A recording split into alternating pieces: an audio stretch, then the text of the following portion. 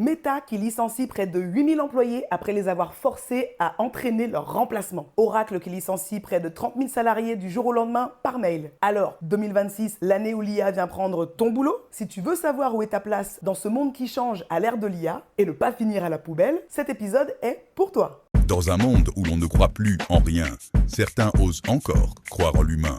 Rejoignez le mouvement avec le Team Humans Podcast, présenté par André, en chair et en os. Go Team Humans! Bienvenue dans le Team Humans Podcast, le podcast où on discute de la place des humains dans un monde géré de plus en plus par les algos. Vous avez peut-être entendu ça récemment. Oracle's total workforce declined 13%, or about 21,000 employees in its fiscal 2026.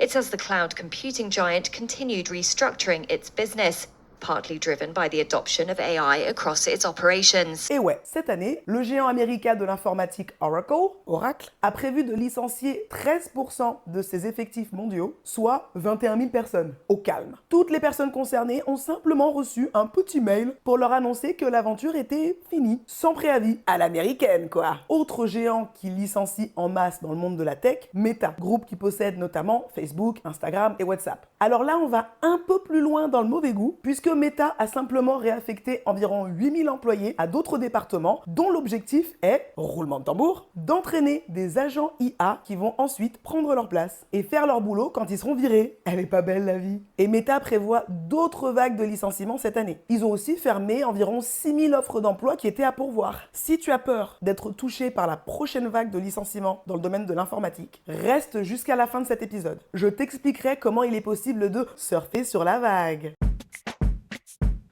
Alors, ce phénomène de licenciement/remplacement, malheureusement, il est pas prêt de ralentir. Ce qui est intéressant de voir, c'est que les grosses boîtes de l'informatique, elles sont finalement pas complexées par rapport à ce qu'elles font. Oui, on jette des équipes entières d'êtres humains à la poubelle et on les remplace par des équipes entières d'agents IA parce qu'elles coûtent beaucoup moins cher. Oui, on vire aussi des gens parce qu'on préfère dépenser notre argent dans des data centers plutôt que dans de l'innovation, par exemple. Et oui, on sait que la qualité, elle n'est pas systématiquement au rendez-vous avec les agents IA, mais nos modèles s'améliorent de plus en plus et de plus en plus vite. Et puis on préfère se casser la tête pour optimiser un système sans humains plutôt qu'un système hybride qui inclut des humains. Voilà, c'est dit.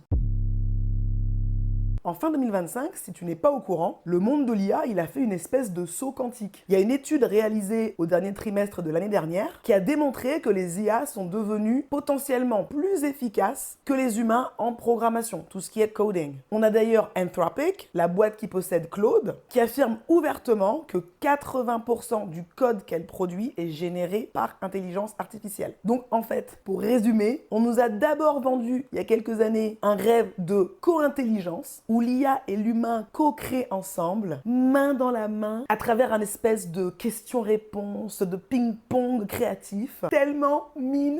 Et puis maintenant, en fait, on nous dit que le ping-pong, c'est devenu du squash et qu'en plus, les IA, elles peuvent jouer sans nous. Donc forcément, si toi qui me regardes, t'es actuellement salarié dans le secteur informatique, peut-être que tu dors pas hyper bien en ce moment. Ce qui se comprend. Peut-être que chaque jour, quand tu te réveilles, la première chose que tu te demandes, c'est est-ce que je vais recevoir le mail aujourd'hui. Si tu es dans ce genre de bad trip, que tu as envie d'anticiper plutôt que de subir, mais que tu sais pas trop comment, n'hésite pas à me contacter pour qu'on en discute. Parce que tu ne sais peut-être pas exactement où, mais moi, je te garantis que tu as ta place dans ce nouveau monde qui est en train de naître. Et si c'est pas déjà fait, abonne-toi au Team Humans Podcast. Parce qu'on va beaucoup en parler de ce nouveau monde bourré d'IA et de comment y trouver sa place.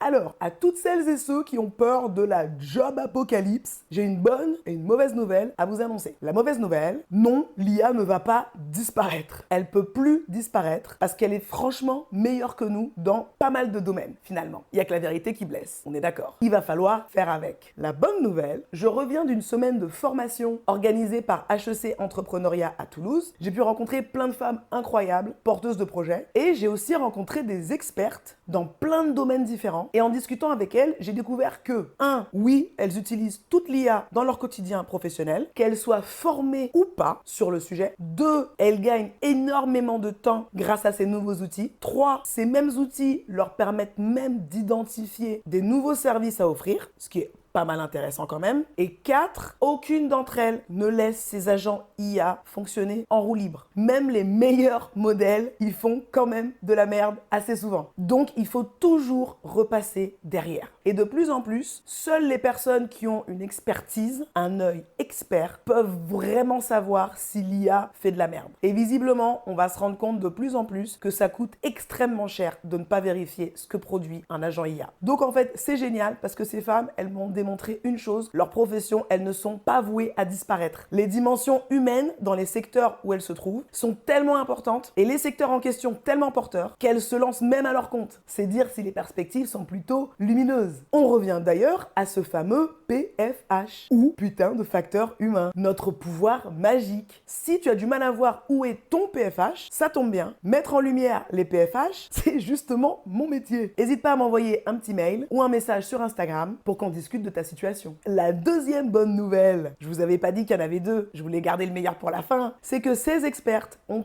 accepté de discuter avec moi face caméra pour apporter leur lumière sur le futur du travail à l'ère de l'IA. Si tu veux pas rater ça, abonne-toi au Team Humans Podcast. C'est tout pour aujourd'hui. Si t'es sur YouTube et que cet épisode t'a plu, n'oublie pas de cliquer sur le pouce vers le haut et partage le Team Humans Podcast avec au moins un proche, qu'il connaisse son PFH ou pas. Et pour info, on est aussi sur Spotify, sur Deezer et sur Instagram. À la semaine prochaine. Go Team Humans!